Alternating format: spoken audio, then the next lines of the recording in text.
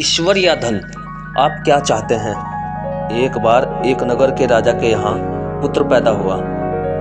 इस खुशी में राजा ने पूरे नगर में घोषणा करवा दी कि कल पूरी जनता के लिए राज दरबार खोल दिया जाएगा। जो व्यक्ति सुबह आकर सबसे पहले जिस चीज को हाथ लगाएगा वो उसी की हो जाएगी। पूरे राज्य में खुशी का माहौल छा गया। सारे लोग खुशी से फूले ना समा रहे थे। कोई कह रहा था कि मैं तो सोने के कलश पर हाथ लगाऊंगा। किसी को घोड़ों का शौक था तो वो बोल रहा था कि मैं तो घोड़े को हाथ लगाऊंगा। इसी तरह सारे लोग रात भर यही सोचते रहे कि सुबह वो किस किस चीज को सबसे पहले हाथ लगाएंगे। सुबह जैसे ही दरबार खुला, सारे लोगों का राजा ने राज दरबार में स्वागत किया। जैसे ही सबको अंदर आने का आमंत्रण दिया, सभी लोग राजमहल में रखी कीमती चीजों पर झपट पड़े। सबके मन में डर था कि कोई दूसरा पहले आके उनकी पसंदीदा चीजों को हाथ न लगा दे।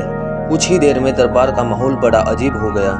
सारे लोग इधर उधर दौड़ रहे थे। राजा अपने सिंहासन पर बैठा ये सब देख रहा था और राजा को बड़ा ही आनंद आ रहा था।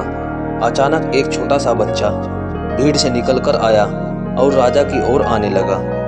राजा उसे देखकर कुछ समझ नहीं पाया और इतने में वो बच्चा राजा के नजदीक आया और उसने राजा को हाथ लगा दिया। अब राजा उसका हो चुका था। तो इस तरह राजा की हर चीज उसकी हो गई।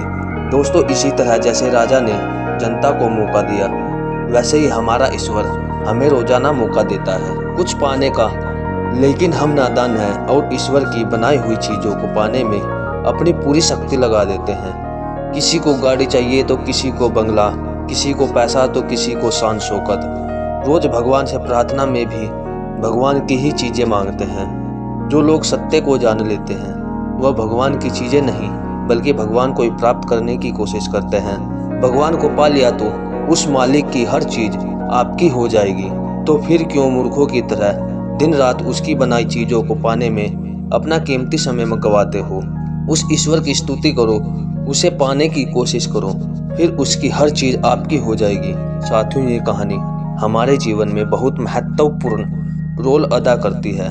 साथियों, इस कहानी से आपको क्या सीखने को मिला, कमेंट बॉक्स में हमें जरूर बताना और ऐसी कहानी देखने के लिए हमारे चैनल को सब्सक्राइब करना।